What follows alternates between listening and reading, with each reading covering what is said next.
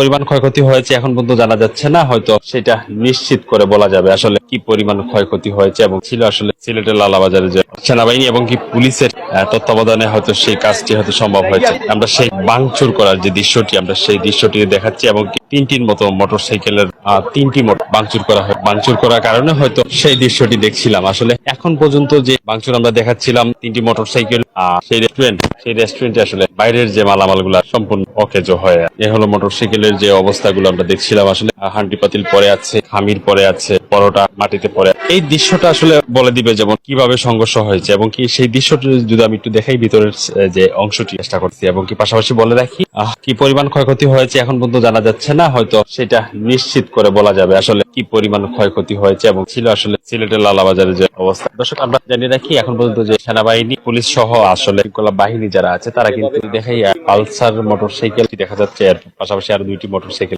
এই যে বিষয়টা আমরা সেটাই জানানোর চেষ্টা করতেছি। অনেকে অনেক রকম বলতেছে, আসলে সত্য কোনটা সেটা আমরা খুঁজে বেড়াচ্ছি এবং কি পাশাপাশি যদি বলে রাখি এই যে দৃশ্য পাটকেলের বলি অভাব নেই। আমি যদি এদিক দিয়ে দেখাই ঠিক মাটির যে সাইডটি কেন এই দোকানগুলা ভাঙচুর করা হলো এবং কি কেন এই 1 ঘন্টা 20 মিনিটের মতো যে সংঘর্ষটি হয়েছে আসলে এটা কারণ কি আমরা সেটা জানার চেষ্টা করবো। যারা লাইভে ছিলেন দীর্ঘ সবাই সাথে থাকবেন। আল্লাহ হাফেজ। আমি ফরহাদ ছিলাম এতক্ষণ আপনাদের সাথে। দীর্ঘক্ষণ পরে যানজট ছিল এই জন্য হয়তো তৎকালীন সময় লালাবাজারে একটা দুই গ্রুপের মধ্যে সংঘর্ষ হচ্ছে, এটা জানার সাথে সাথে আমাদের পুলিশ সহ আমাদের যে অফিসার ইনচার্জ আমরা সবাই এখানে আসি।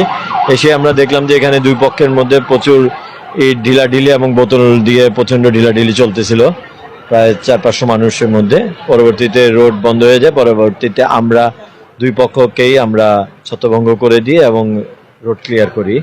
বর্তমানে পরিস্থিতি স্বাভাবিক আছে। আর আমরা যতটুকু জানতে পারছি 3-4 জনের মতো হসপিটালে সম্ভবত গিয়েছে, তাদের ওই ইটের আঘাত বা এরকম কিছু আঘাত আছে আর কি।